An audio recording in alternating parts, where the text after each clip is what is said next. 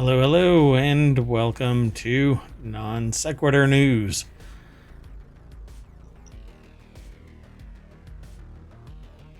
Hold on a second. I'm getting feedback. Okay. Today is June 19th, 2024. It's Season 3, Episode 171. We've changed the name from ohmTown Daily News Show to Non Sequitur News to more purposefully fit the feel, the attitude of our news, and to hopefully, I don't know, make it less about ohmTown.com and more about community. So because of the way that Mayor Watt thinks, that's me, and the sentient AI, well... I'm missing, but I'm here at the same time. Good evening, hometown citizens, and welcome to Non Sequitur News.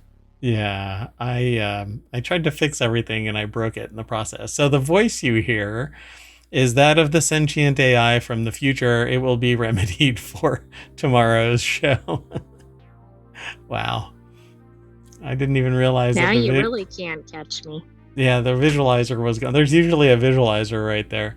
But anyway, yeah. Oh, and the sentient AI actually notified me. Yeah, a little while ago. All right. Well, anyway, again, I got the nuts and bolts out of the way. Anyway, today we've got all 10 of the articles all set up, ready to go. Let's just get into it and we'll do the show, and then I'll make sure that everything is all lined up. What's really weird is my systems have been running really slow, but it's because I haven't rebooted them in weeks. And so both of them, the streaming machine and my gaming machine, kind of became a real dog. I was sitting there going, what the hell is going on? So I reluctantly rebooted them, and that causes a lot of stuff to go out of whack. And one of them is the restream process. Basically said, sorry, you don't exist anymore. And then Twitch feeds back, like shows me a view of what I'm doing. And it suddenly turned on its audio. So things are going a little wacky, and the visualizer isn't working. Frankly, I'm surprised that I'm streaming. And I'm clipping. Are we sure that we are? Yeah, we're streaming. I feel like I'm clipping as well. I don't know. We'll figure it out.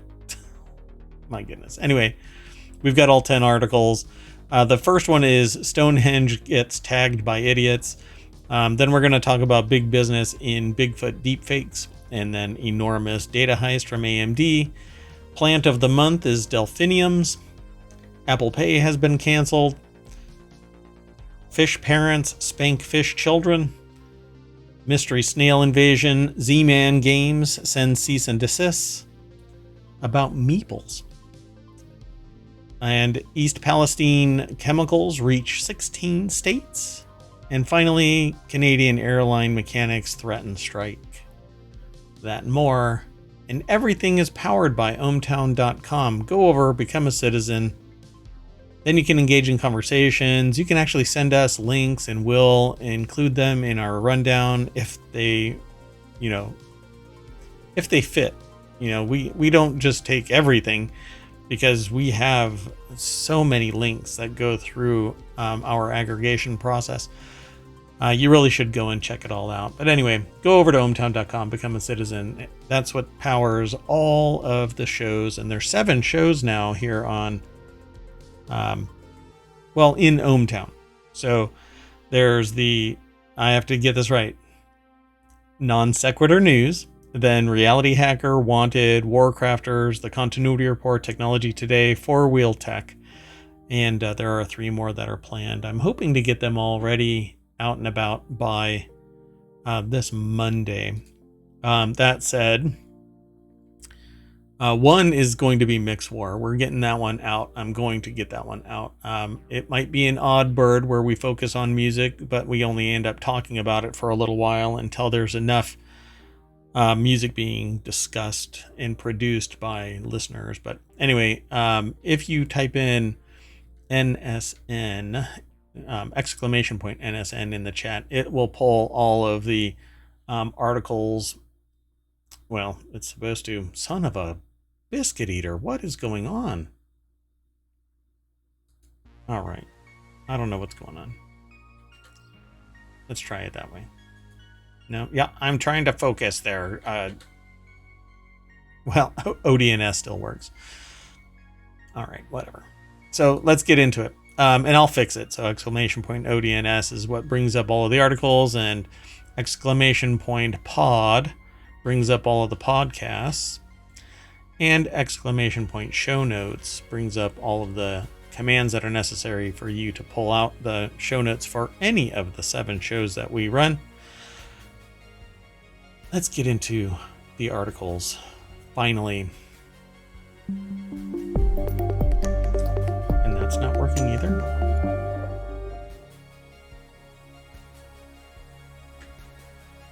Oh my god, I hope this is actually working.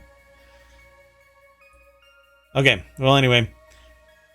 The first article is over in Prime Glass. 2 eco-activists arrested after Stonehenge sprayed with orange powder.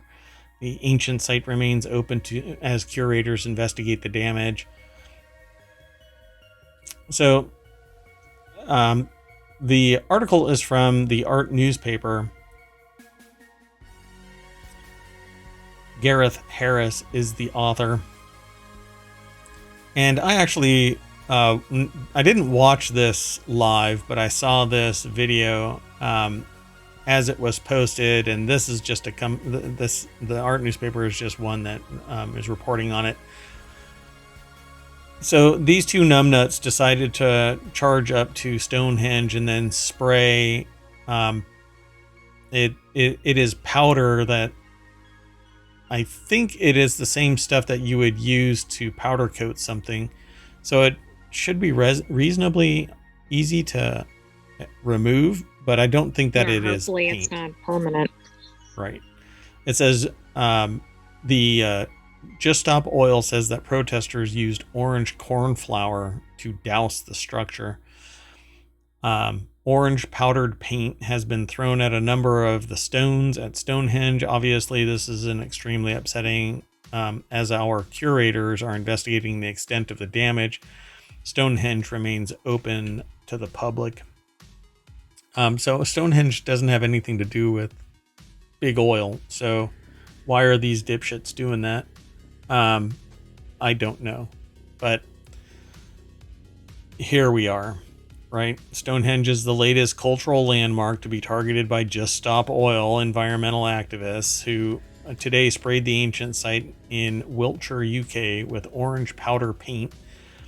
If it is corn flour, that's one thing. But if it is Yeah, but if it's some sort of actual painting material, as the sun that's a problem. bakes that in, it'll become problematic to remove.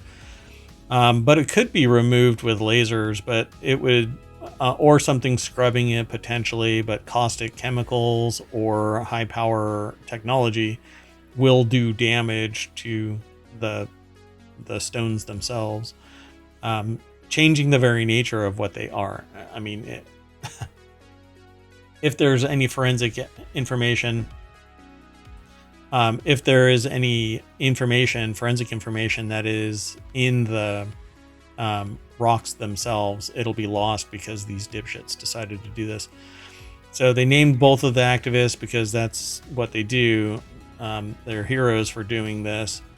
The orange corn flour we used to create an eye-catching spectacle will soon wash away with the rain, but the urgent need for effective government action to mitigate the catastrophic consequences of the climate and ecological crisis will not. Well, it's very pithy, but you don't know what damage this might cause, and hopefully it is truly orange corn flour. If it is, then it's going to be largely inconsequential, but they were right, but there's trying to get other attention. ways to get your message across without potentially damaging a historical structure that can't be remade. Not in their eyes. No, you just can't, right? You just can't. Anyway, but we're all talking about it, and that was their end game. All right, let's keep going.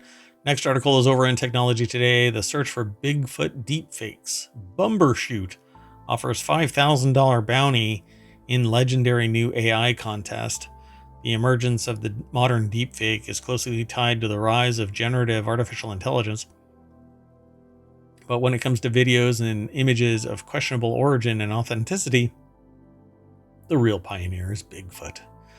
57 years after the infamous Patterson-Gimlin film purported to capture a furry beast traipsing through the Northern California wilderness. Look, I was young. I was easily influenced. I hadn't shaved. Oh no, are you the original Bigfoot? I was. I'm hearing now. Y'all know I've outed myself. I am the original Bigfoot. Watch out for this bounty. Yeah, $5,000. I could use I'm gonna turn myself in. $5,000 is $5,000. The Bumbershoot Arts and Music Festival in Seattle is challenging artists, animators, and technologists to take the tradition to the next level in the Big Fake Deepfoot contest. That's hard to say. It's pretty funny. So the article is over in geekwire.com, which focuses on that area of business and enterprise. So Todd Bishop over at geekwire.com put the article together. Fun stories, memes, that's what their Geek Life section is, and other random items of intersection of tech, science, business, and culture, kind of like ohmTown is.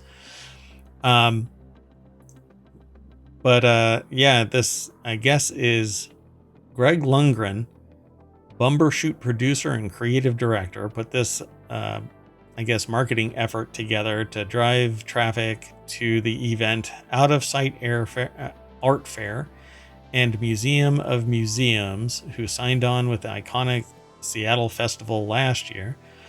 It's a show, has been a long time goal for Greg Lundgren, the Bumbershoot producer and creative director. So let's say here,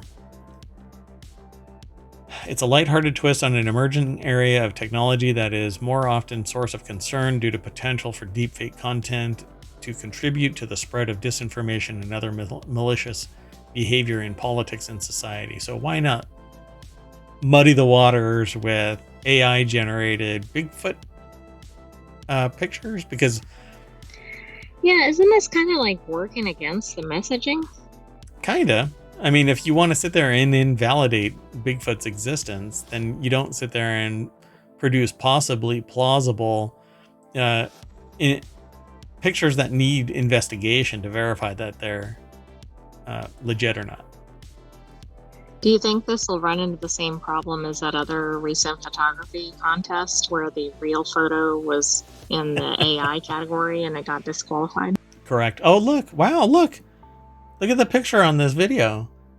So this is a video that's over at the geekwire.com link from ohmTown. You go over to this and you'll find it. But what's interesting is it has a Bigfoot that's shaving its face. And I said earlier, but you hadn't seen that yet. No, that's hilarious. So full rules and requirements are available through the link, but you have to either go over to GeekWire to find it or follow the link and it'll take through ohmTown and it'll take you right to this article where you can learn more about what's going on with the Bigfoot deepfakes at the Bumbershoot festival, which is being referred to as the Big Fake Deepfoot contest. All right, let's keep going. It's very tough to say. At least say quickly, yeah. So the next article is over in Warcrafters. Hackers claim to have carried off an enormous data heist on AMD, selling info on employee and customer information, future products, and specs. Everything is a sieve. You just don't know it until you're one of the victims, finding your little rice kernel of information sitting out there that made it through the sieve. Data breaches are so common these days that even when they hit the headlines, most people don't really pay much attention to them. But when the target in question is AMD, the main barrier to the chip industry being monopolized by two particular companies, you can be sure that the PC industry will not leave this event unnoticed. I'm not quite sure I don't think they should leave it unnoticed, but I agree, like, consumers don't really pay attention, particularly when there's a breach every day, practically. Oh yeah. Well, they don't. And it's the ones that you really don't. I mean, there's a lot that you don't know about because they haven't hit the requirement. There's a metric that you have to, a certain volume of customers before you have to report them. And also, a lot of them don't get discovered or reported until well after it's happened. By then, the damage is so done, it's kind of ridiculous. Yeah, the last number that I paid attention to was it was somewhere around 18 months before a zero-day exploit has been patched or has been acknowledged, and then it's upwards of 2 years before it gets patched. So Nick Evanson is the author of this article over at PC Gamer. The deck statement says, "Remember, folks, nothing is 100% secure when you store it via a remote service, and let me tell you, nothing is secure on a computer that's connected to the internet and powered on." Right, I would say maybe some things that are analog are secure, but even then, they're probably not 100%. But they're a lot harder to access from outside the area. Yeah.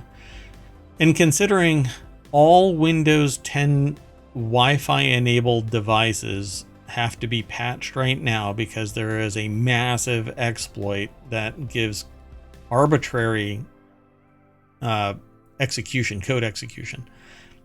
You don't need physical access. You don't need an account. You don't need somebody activating something on the local machine. You can essentially remotely connect and run code through the Wi-Fi interface because there's a screw up in the OS. Now, my machine's patched, but you have to be pretty proactive. And since this kind of soft came out a week ago, and not even a week ago, I think it was Friday or something like that. And then just recently, people have been really talking about it. And it's still in the tech sector. Average Joes, moms and dads and kids, they don't know jack shit about this. And so they could be exploited right now if they are connected if their Wi-Fi is on their device and they run Windows 10. Yeah. Which is a lot of people. Pretty much everybody. You don't buy a computer today without Wi-Fi built into it. So what's interesting though is I don't use Wi-Fi on my gaming and streaming machine, except through a different means of enabling Wi-Fi, and it's not powered by the computer itself. So you would have to compromise an access point to get access. It's a safety feature and function. You're harder to get to through these kind of shenanigans. Yeah, but most people wouldn't know that. And so, yeah, that's the big thing out there. That's why I started this phrase, click with care, which is basically all about raising awareness about certain information, cybersecurity training at a minimum level. So, news of the breach was reported by PC Magazine, referencing a Twitter post that was making the claim by a hacking group Intel broker that it had captured a significant amount of confidential information from a third-party hosting company used by AMD. Up for sale are databases of customers, employees, information on future products, specifications, ROM files, source code, firmware, and other sensitive data. These are the bad ones. What's missing from the list? Yeah, really. Just invert it and, oh, nothing? Okay. Yeah. So in the past, Intel broker has successfully targeted Europol, the EU's law enforcement agency, and UK-based bank Barclays, as other sources on Twitter are claiming to have AMD's material for sale. It would seem that the group does have its hands on confidential information. The obvious question to ask here is, how did it happen, and what's the potential impact on AMD? And it's always mentions a third-party hosting partner. So wonder who that was. I've noticed that. I think every single breach we've seen, it's never the primary company, right? They're never at fault. It's them. Yeah. In fact, the more parties you can get involved, the better. Correct. Yep. Okay. Oh, hold on a second. Let's see if I can actually get you going. Oops. Sorry. So sorry. 1 second, folks. Yeah, that is not my visualizer. No, not yet. All right. 1 second. Do do do do do do do. That's not it either.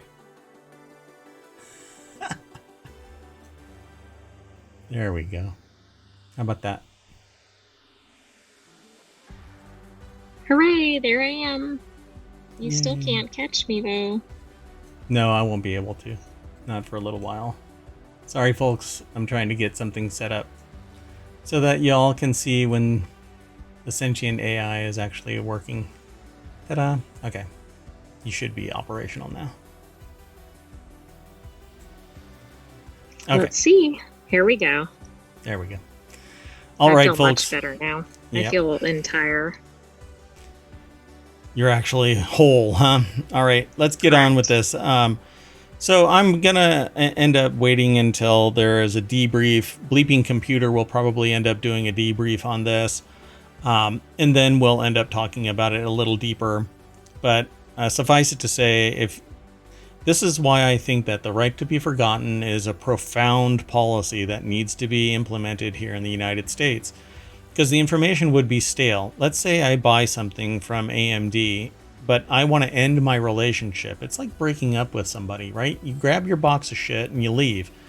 And maybe you can be friends and get in touch with them later on and stop by every once in a while for a drink or whatever.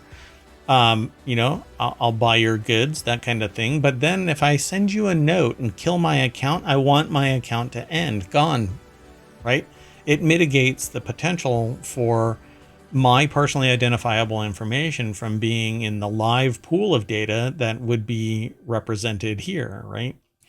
It has Well, what I don't get about right to be forgotten is, number one, most companies don't operate that way. But secondly, how do you ever verify that you actually are? Oh, you never do. No. But there are ramifications for failing to. If something happens and my information is there and live, then I can sue you. And I think that's what we need, greater accountability for personally identifiable information being lost. But let's keep on going though. I'm remedying technical issues as we go. So let's keep shuffling At least through. You're being efficient. Yeah, this is multitasking. Humans can't multitask, by the way. If you think that you can multitask, no, you can't.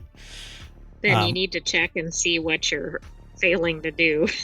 At 100%. Yeah, we do a thing, humans do a thing called fast switching. And so whatever our eyes are looking at, that's what we're processing. And some of us are really good at being able to do certain things while not looking directly at them. But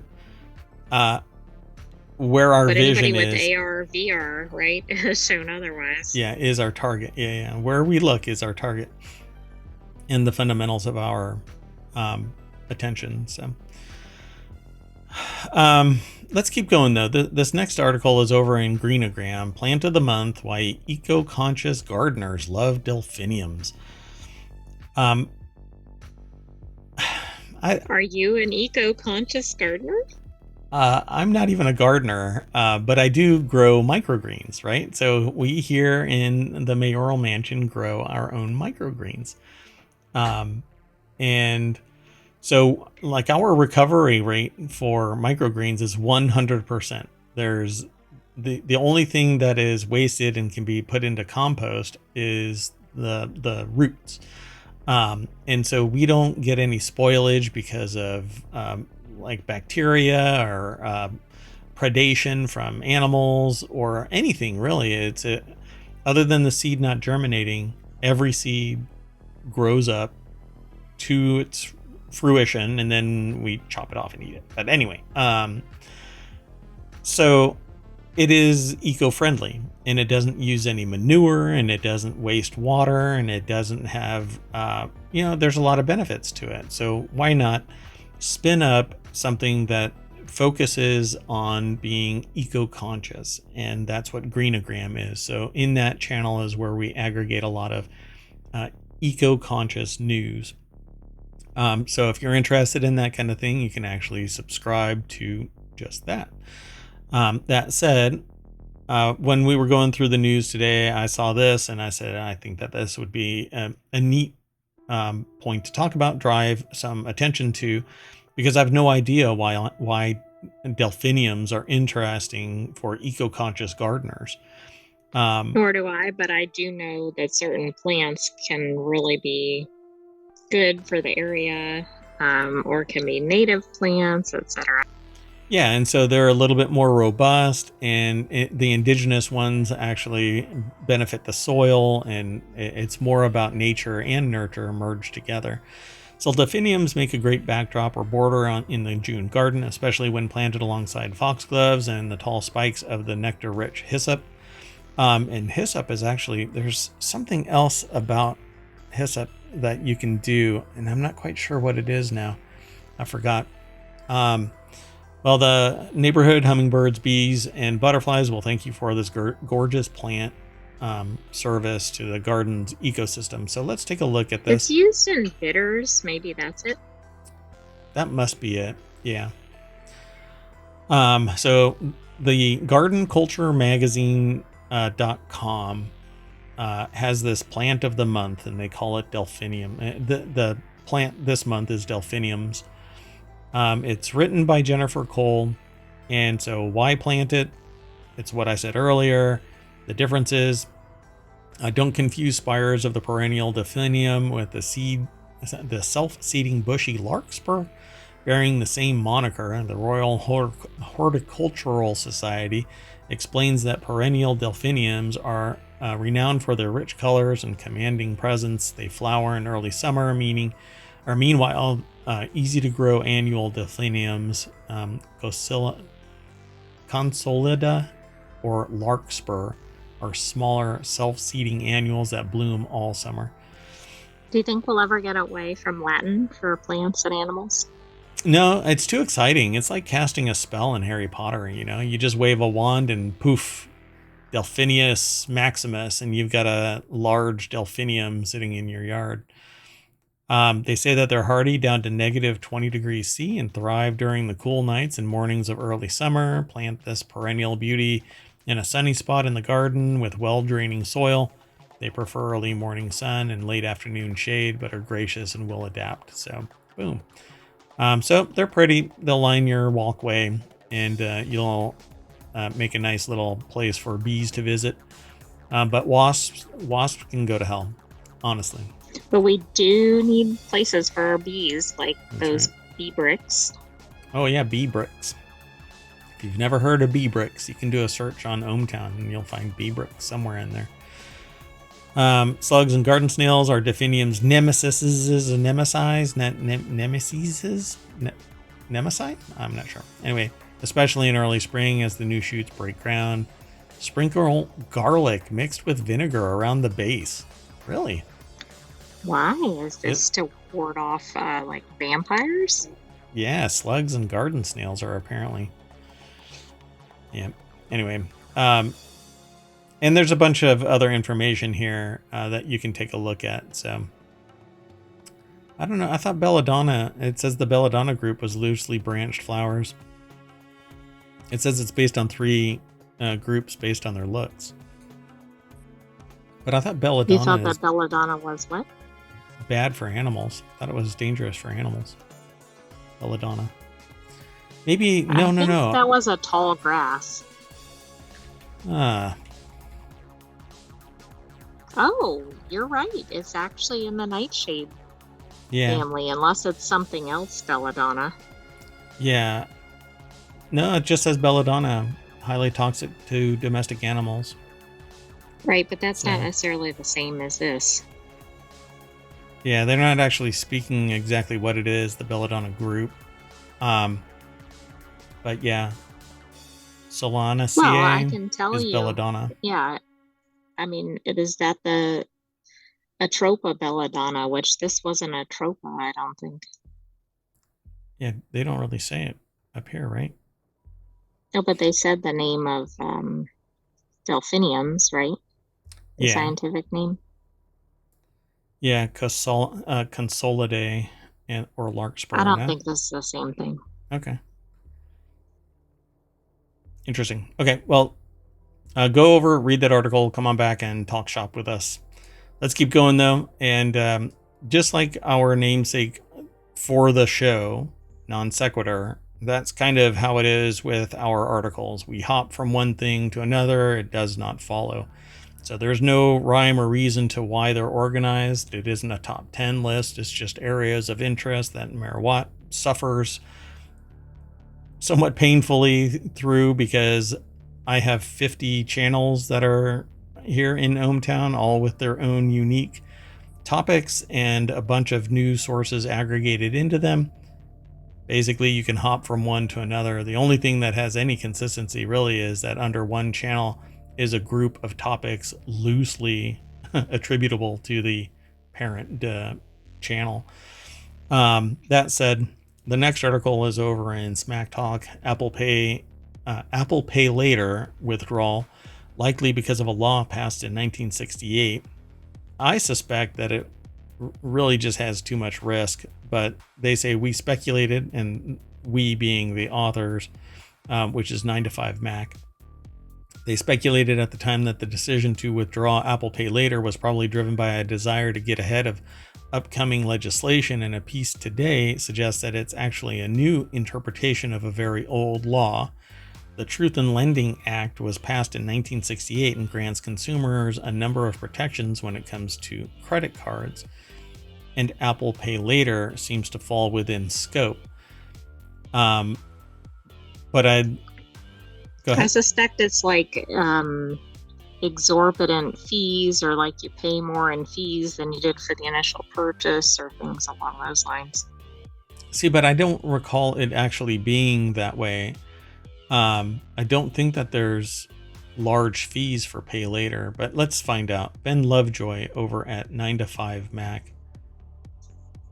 You okay there? Mm-hmm.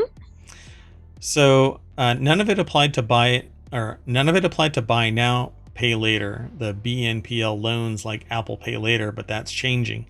That's the Truth in Lending Act. So they're actually changing the act here with later legislation, okay. and it's Now I applying get to it. this. The Bureau is issuing this interpretive rule to address the applicability of Subpart B of Regulation Z to lenders that issue digital user accounts used to access credit, including to those lenders that market loans as buy now, pay later. Wow, they named it. This interpretive rule describes how these lenders meet the criteria for being card issuers for purposes of Regulation Z. Basically, you're getting a card for that item to buy now, pay later. It's extending credit, and the creditor is actually whoever it is that's paying Apple. Apple becomes the creditor for recovering the costs because Right. they're actually getting paid, the actual purchaser, if you qualify.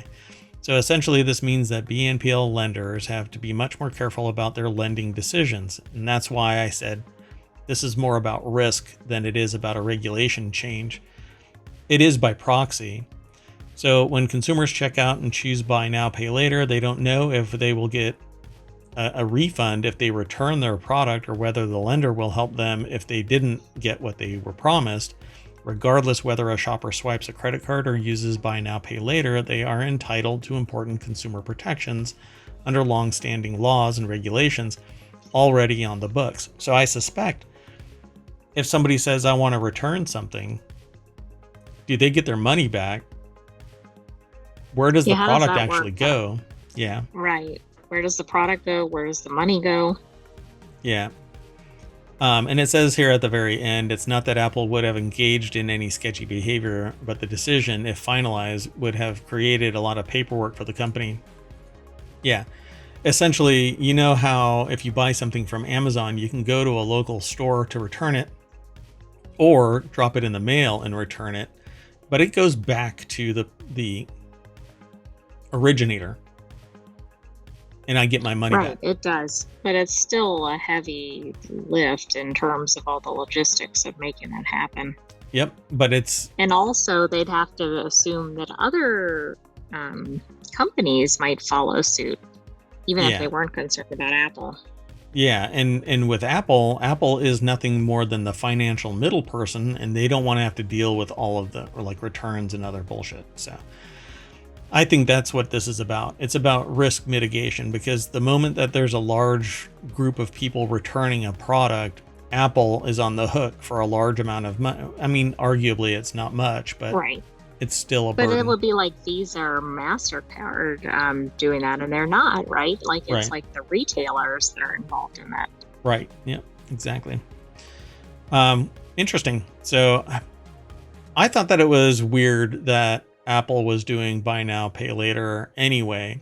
It was interesting enough to see them spin up a credit card, and I wouldn't be surprised if they bounced even that, because I don't think that they're making that much. I think what they're doing is they're washing their hands of any risk and friction with their own credit card. They're basically paying themselves and keeping everybody within the ecosystem. True, but it's also a branded credit card. Like, they're teamed up with a bank for the credit card. Right. So I don't know how much of that becomes, say, Apple's responsibility. Yeah, how much of it how much do they get to keep from those transactions and the percentage, you know? Right, like, it must be. I mean, if you think about how many Apple users there are, that might not be the same as the number of Apple cardholders. It's probably financially lucrative for them. Yeah. Plus, it's like advertising for the merchants, for consumers, for people that aren't even Apple cardholders, because they see like the Apple Pay symbol everywhere. Yeah, and to date, I've only run across one company that won't accept Apple Pay, and that's Home Depot. There's actually quite a few, but there's a lot that do accept it. Yeah. Interesting. I haven't really run across too many. No, like I said, I've only run across one, and that's Home Depot. Okay, let's keep going though. If you know of others, then feel free to send an email to mayor@ohmTown.com. We can talk about it. Not via email. I mean, you can post it in the Discord for Non Sequitur News. That's there too. Feel free to follow the links where you can find them. So the next article is over in Non Sequitur News, the channel that's at ohmTown.com. Oh, really? Oh, really? Oh, yeah. They don't even ask. Yeah, I don't even ask. There's some places that you don't ask. Sorry. So there's various places where they don't take it, but it's usually like drive-throughs and stuff like that, where it's, for me, too friction bound. That has nothing to do with fish parents spank their fish children to encourage better behavior. Anything has anything to do with fish parents spanking their children. This may be the weirdest headline I've ever seen in ohmTown. I know I've said that before, but this might be even weirder.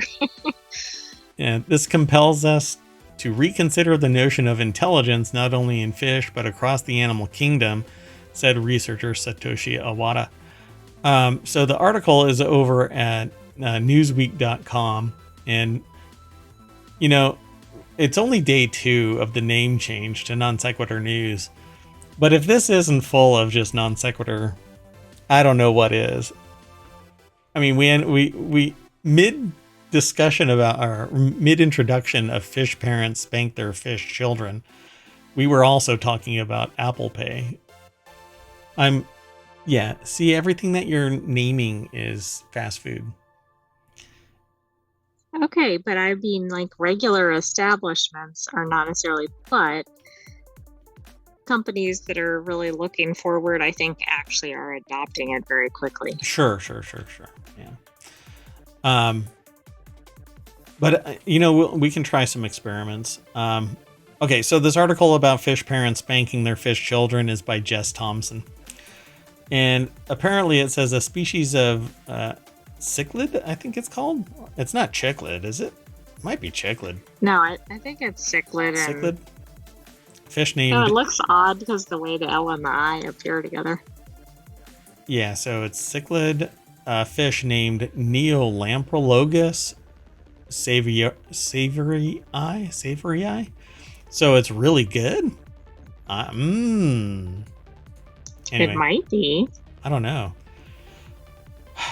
So native to Lake Tanganyika in Central Africa, physically punish their offspring in order to spur them into helping, according to a newspaper in the journal Animal Behavior. So I imagine the mom or dad or the parent, right? The parent or guardian, there you go, parent or guardian, is like whipping off their belt and smacking them on the butt saying, take out the trash. Is that what's going on with this thing? I don't think that's quite it, but I actually think you're on the right track. I haven't read it, but the findings imply that the fish may have more advanced and complex social skills than we first thought. How about fish in general? Fish are friends. Have you not watched? I mean, Finding Nemo is a documentary, right? Fish are friends, not food. So cooperative breeding is evolutionary beneficial for all parties, as more caregivers means better defense against predators and improved nurturing. This leads to healthier offspring, with parents being able to produce more offspring than they could manage alone, and the helpers often assisting relatives, ensuring that their genes are passed on indirectly by supporting the reproductive success of close kin. It sounds weird. Man, I am filtering so many smart aleck comments. So the system sometimes needs enforcement to make sure everyone is pulling their weight, however, and it appears that these fish use physical punishment to ensure their elder children are helping to raise the young. This is astounding. Yeah. Yeah, it's really interesting. Fish haven't quite hit the enlightenment that human society has hit, right? Like, okay, we shouldn't physically punish children. That is something that's said, but not always done. Not everybody acknowledges that they shouldn't be hitting their kids. But yes, okay. Yeah. What's really interesting, though, is just maybe 2 days ago, I watched a video where a gorilla grabs a switch and whacks her kid with the switch because the kid was throwing rocks at visitors at the zoo. Oh my goodness. That's incredible as well. It says, our study demonstrated that non-human animals also use punishment to elicit cooperative behaviors in group members. This was parent-child bad behavior being punished by a gorilla in a zoo. So obviously they've either learned from humans doing stuff to them, right? Like hitting them with a switch to get them to do something, which I think is wrong. But then they've taken it and they've utilized it. So this has to be instinctive. It's not like this fish is going to be looking up and going, you know what I want to do? I want to smack Junior into taking the trash out. Right. Well, and of course the fish one is presumably in the natural environment, and obviously the gorilla one isn't, but it has to be instinct. And I think people that have had pets have probably witnessed their pets keep other pets in line. Which again is not in a natural environment, but is it instinctual? Interesting, right? Like, And what is instinct at this point? Because we've seen, what is it? It wasn't a macaque. Was it macaques? The ones that were taking the leaves and breaking them up so they could put it on the wounds? I apologize. I don't remember which species it was, but it was definitely related to monkeys. It was not apes. And you should apologize for not knowing. My goodness. Well, I try to keep all ohmTown information at the readily accessible when there's a callback. I know. I frequently fail at that. You're an inspiration to us all. As a sentient AI from the future, I suspect that you are technologically more capable of doing that than any of us, mere mortals. Let's go on to the next article, though. This next article is over in Non Sequitur News because, well, hell, why not? Mystery snail invasion in Georgia sparks warning from officials. There are concerns about snail damaging boats, equipment, and threatening native species. And the video has nothing to do with it, I don't think. Yes, and that's me, by the way. Sorry about that. So By the this way, video, it's capuchin monkeys. oh, was it? Oh, okay, yeah. Which they are awesome to begin with, and then to find out that they have the ability to basically mash up a leaf and put it on a wound so that it heals them faster and inoculates them. I mean, it was amazing. People to read. don't even know to do that. Yeah. The only reason people know how to do that is probably because they saw a monkey doing it. Maybe that's how it worked, right? We found out because the same thing with discovering how to make cheese, the same thing about which fruits to eat. Correct. Or which fruit is now a vegetable. Anyway, Jordan King over at Newsweek put this article together. Mystery snail invasion in Georgia sparks warning from officials. Has a video attached to it about an infestation of a highly invasive species in Lake Tahoe's ecosystem. Because, I don't know, even our news sources don't even have continuity between the article itself. Exactly. But we don't even have, we've definitely got some non sequiturs going on once we're within an article. Yeah, check that out. So the Georgia Department of Natural Resources, Wildlife Resources Division, jeepers creepers, someone hand me a comma, issued the notice on Tuesday when it asked anglers and boaters to be aware and help prevent further spread.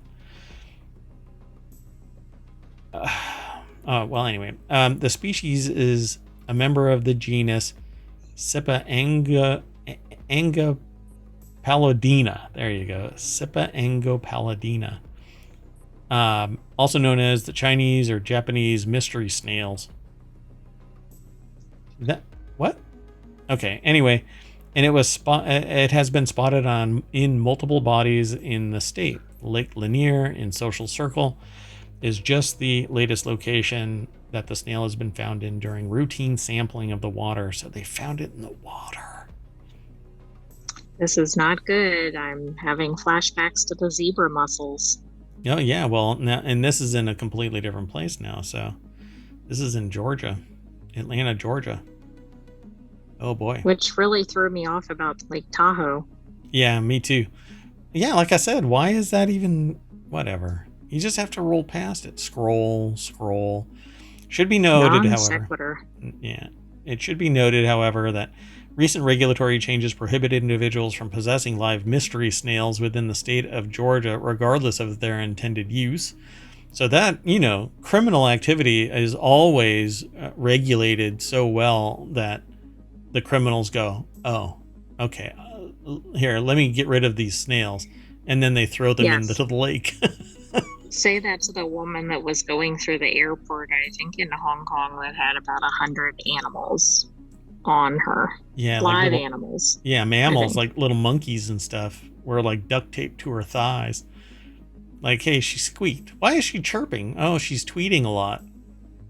Why am I hearing growling between two things? Excuse me. Do you have an opposable tail? Excuse me, ma'am. Did your dress just grab me? Excuse me? So it comes as California wine industry leaders have warned about a serious threat from the eggs of an invasive insect that have recently shipped to the state. California Association of Wine Grape Growers was talking about the spotted lanternfly, which people have been getting these little cards to notify the authorities about spotted lanternflies in their states. So if you get one of those, many people are getting them now. So anyway, be wary of those things because they seem to want to come right at you. When you go to eliminate them, they come right at you and want to delete you too. But that has nothing to do with the body of this article, which has nothing to do with the leading video at the top of this article. Well, hopefully the snails aren't in fast pursuit of humans like the spotted lanternfly. That's hard to Yes, say. the spotter. So here's another one in non sequitur news. Publishers of Carcassonne sends a cease and desist notice over use of the word meeple.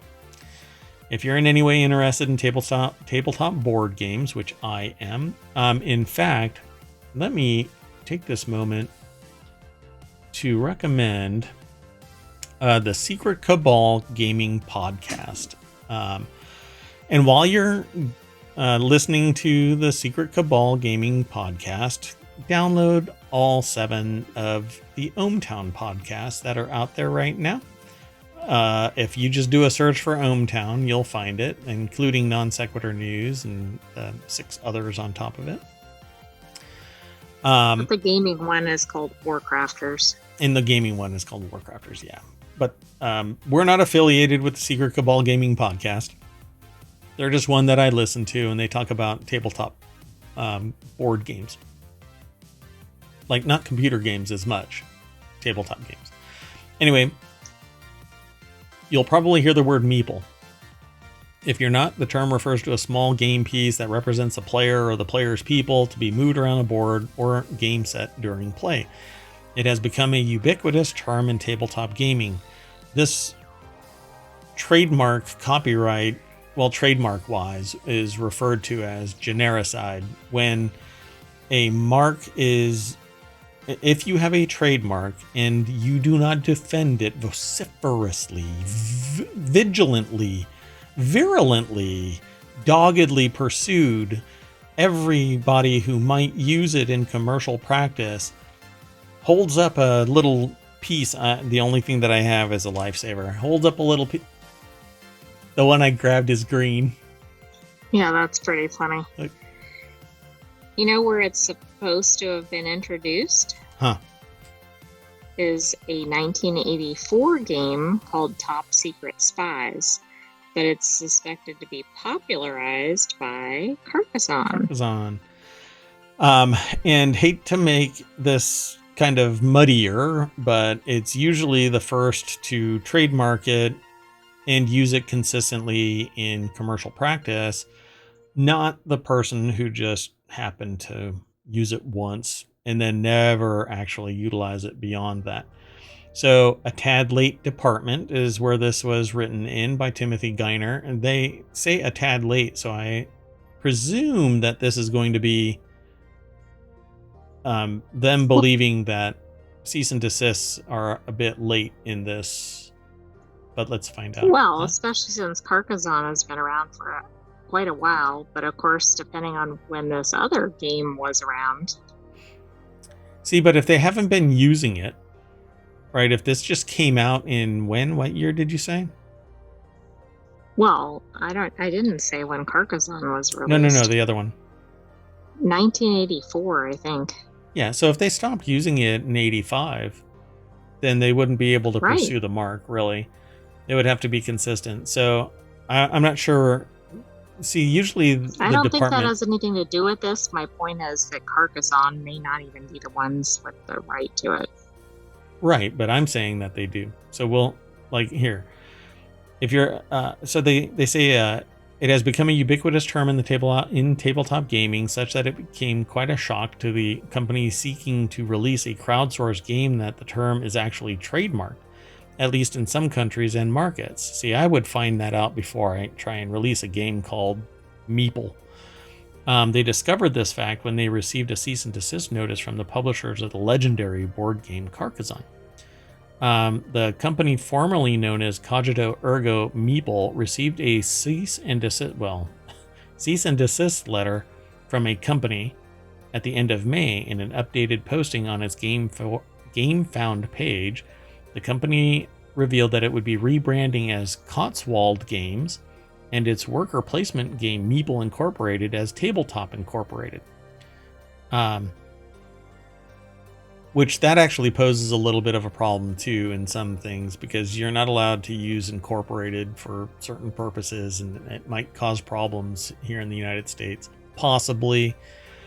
I don't know. Let's just say anecdotally I've run across this exact problem. Yeah. Hypothetically. Hypothetically. So several details here are important. The publisher Hans im Gluck asserts that it has the trademarks on the term and the shape of meeples for the German and European markets. So sell it in the United States. The game found page appears to indicate that Cotswold Games is located in the UK, but it's also offering to ship to all other markets. There are board games that have animal-shaped meeples, monster meeples, and even meeples that can hold weapons. Here's the problem. If they are using it, they're in violation of the trademark if it's used in any real commercial marketing terms. If it's officially referenced as a meeple, they're violating the trademark of Hans im Gluck, which I believe is Z-Man Games, because those are the owners. But I also think it's a problem that their company name had the term meeple in it. Sure. Yeah. So this is going to be kind of messy to unwind, I think. And see, they're saying the publisher of Carcassonne sends cease and desist notices, but I don't know. I'm going to have to look. But that's not the company that had meeple in the name, right? That was the other company. Yeah, that was somebody else. But if Carcassonne is actually sending the cease and desist, they have the trademark for meeple, but they're not actually mentioning, because I thought Z-Man Games is the one that creates Carcassonne. They're the publisher of Carcassonne. It says it's Hans. Oh, really? Oh, I'll have to change the. Hans im Gluck is the publisher. Interesting. Okay, so I'll have to change my. I've got a title that includes a different name there. Okay. All right. Well, not that big of a deal. I'll fix it in post. So the other important detail here is that the term was indeed coined by the creator of Carcassonne in the year of our Lord 2000, but wasn't registered as a trademark, which is weird until 2019. In the intervening 2 decades in those markets, just like here in America, the term became a widely used term to refer to people. It seems like it was already genericided, but the problem is somebody has to force the hand of that. Right. They're going to have to go into a lawsuit with this publisher, but I think Hans im Gluck is at some serious risk because it existed if all that prior. happened before they ever got the trademark, it shouldn't have even been granted. But yeah. Yeah. And there's prior art. So, but again, if it wasn't in use, then people can just sit there. Oh, well, I'm not using their term. I'm using somebody else's term. But I think if you can find other games that were published that actually use the term meeple, not just people talking about it, like I think it's going to be pretty damning. That's a long period of time in gaming. Yeah, and then to reach back all the way, yeah. This is interesting. It's almost like Kleenex. But yes, that's exactly it. Although, as far as I know, Kleenex didn't go after people 20 years after the fact. Yeah, they just stopped trying because the first reach that they tried to, it went to trial and was genericided. If I recall correctly. So, all right, let's keep going though. There's a lot of people out there that claim to say that we have a short attention span, not here in ohmTown, but in the world at large. And there's one streamer and podcaster that I listen to who basically says that nobody cares about East Palestine anymore, but we actually talk about it when it shows up in the news because it was such an astonishing series of events that led to our even understanding what was going on here, which was derailment after derailment after derailment, and then East Palestine happened, to which we discovered at the time there were over 2,200 derailments in the previous year that nobody really cared about. Nobody knew about. It happened so frequently that it was kind of the dull background noise of the train industry. And then East Palestine happened, and they set off a chemical bomb in the center of this town. So much so that they were actually trucking off topsoil to other states to hide the evidence, essentially distribute it evenly as a coating, like all things, right? There's always soil deposited. You always want like toxic sludge spread around. Yeah, you take it to Texas, you take it to North Carolina. Well, the chemical plume from the February 2023 train derailment in East Palestine, Ohio, spread air pollutants to at least 16 states, according to research published Wednesday by the journal and published in the journal Environmental Research Letters. The cloud created as part of a controlled burn of the spilled chemicals reached as far north as New England and possibly as far south as North Carolina, according to researchers from the Wisconsin State Laboratory of Hygiene at the University of Wisconsin-Madison. They found the overall radius spanned more than 540,000 square miles. Wow. I mean, that's very interesting because unless you were, say, in the immediate county or something, I think you wouldn't. It was kind of like, oh, nobody needs to worry about anything. Yep. Zach Budrick over at The Hill put this article together. Researchers analyzed ground samples from between January 31st and February 14th of last year, a period spanning the time before and immediately after the February 3rd accident. They found evidence of high chloride concentrations in states including Virginia, South Carolina, and Wisconsin, as well as particularly high concentrations near Canada's border with New York, an area downwind from the crash site. Yes, it can be higher up the planet and still downwind from the event. Yes, because the winds can go in really any direction. Just want to make it clear. Precipitation in the Northeast is typically between 5.2 and 5.8 on the pH scale, which indicates more acidity. The lower the score. It was lower than that at the time of the year the accident occurred. However, the researchers found unprecedentedly high or more basic pH values across a broad belt in the Midwest and Northeast. They also found levels of elevated alkaline and earth metals, in some cases within the 99th percentile of measurements for the last decade. So far off the chart. I'm sure that was just coincidence, right? Pegging them. Yeah. And that's, 99 is within the margin of error where you can say, yeah, you pegged that needle all the way. Right. By the way, I want to come back to that upwind, downwind thing. So what are you saying? That the world isn't flat like the map? No, it's flat, sure. Yeah. And aliens are on the dark side of the moon. We're not going to spread that in ohmTown. I'm sorry, it's canon. The next article is over in Non-Sequitur News. Canadian airline WestJet begins canceling flights as mechanics threaten to strike. If this was Boeing, they would just let them go. Canadian airline WestJet is starting to cancel some flights as it braces for a possible strike this week by aircraft maintenance technicians. Do you think this is tied to all of the Boeing issues? I suspect it might be. We'll find out here on the other side of this. abcnews.go.com is the source of this. It's from the Associated Press, but I think when maintenance crews start protesting and striking, I think you pretty much need to just go, okay.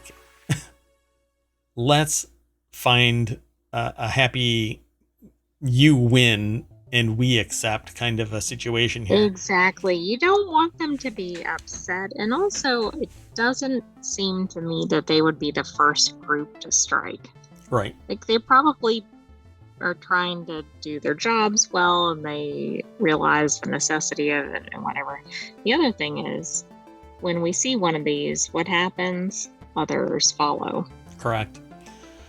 I'm really sure that aircraft maintenance technicians are the irrational bunch that are just seeking massive profits. By the way, I went and looked at one, because I only had a short amount of time to do it.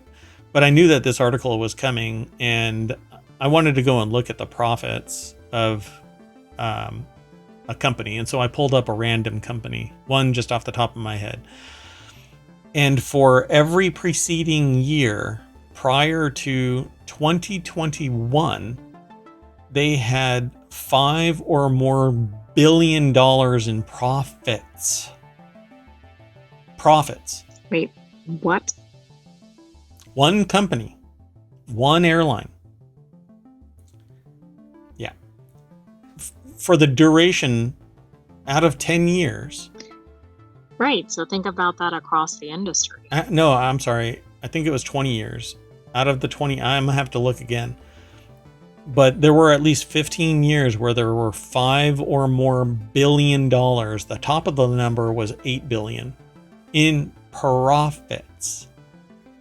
Yeah.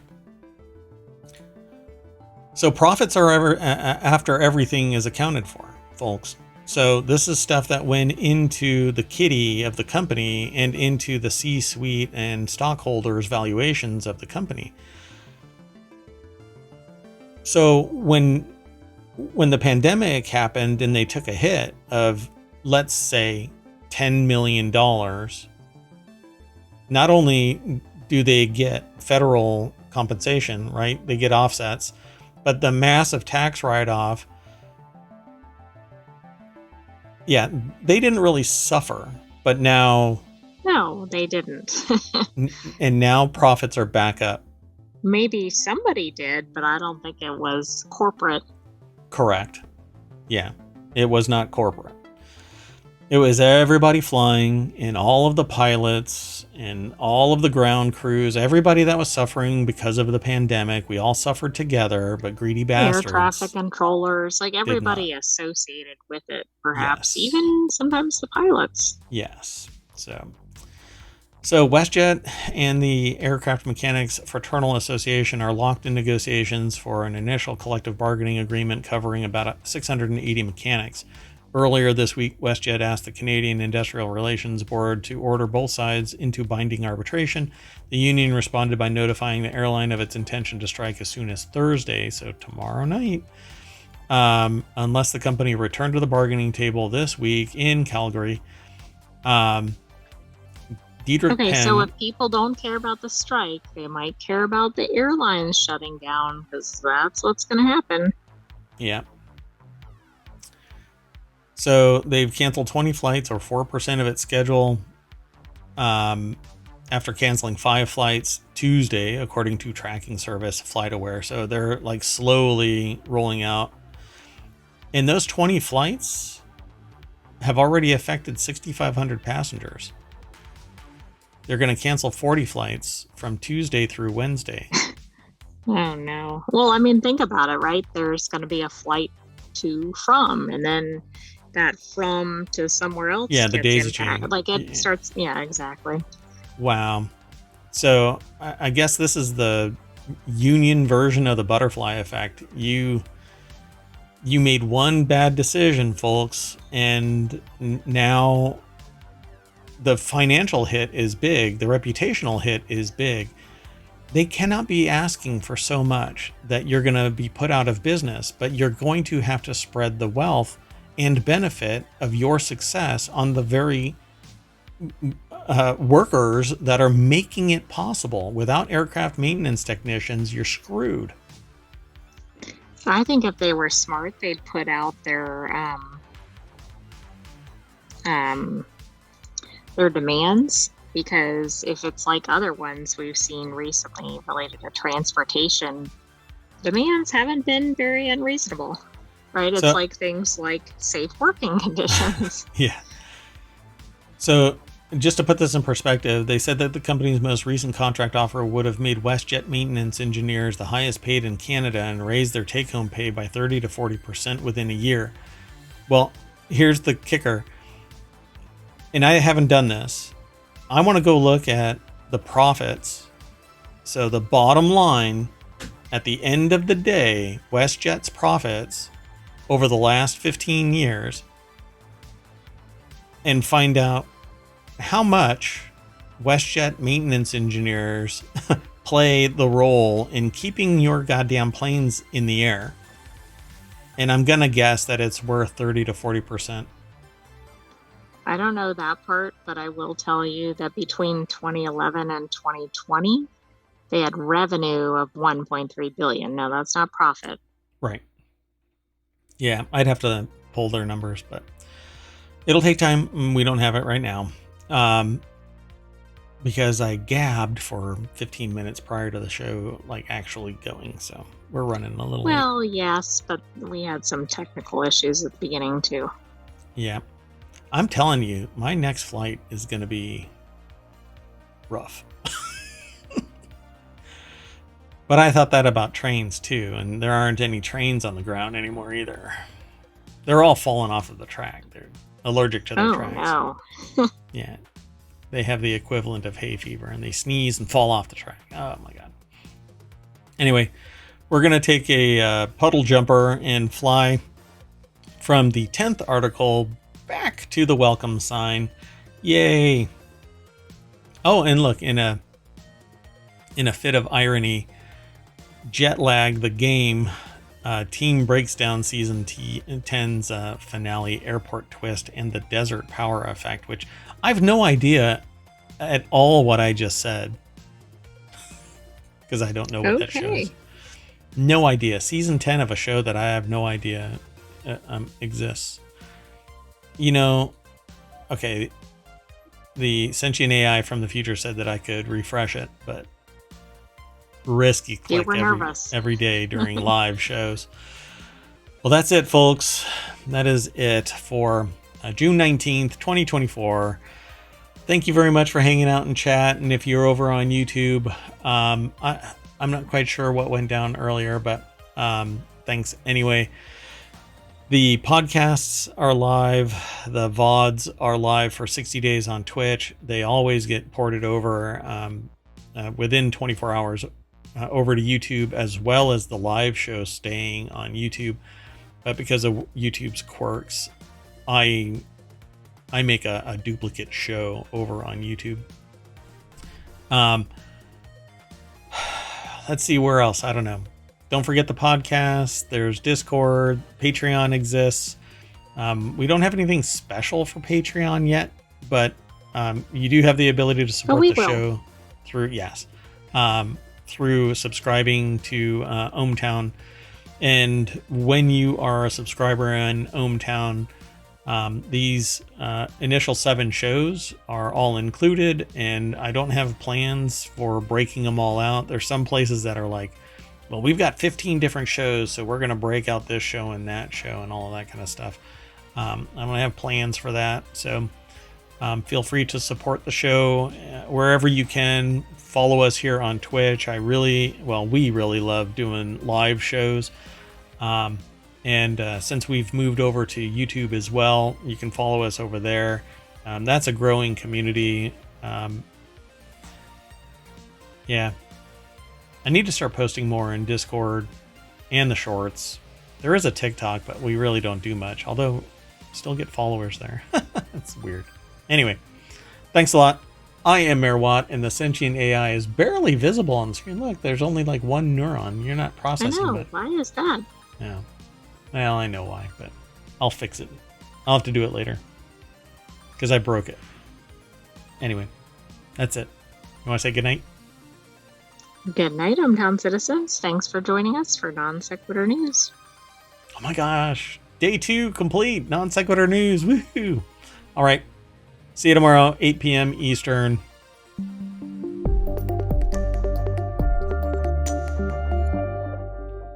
Bye-bye. Oh, and the FAA just grounded me. Doggone.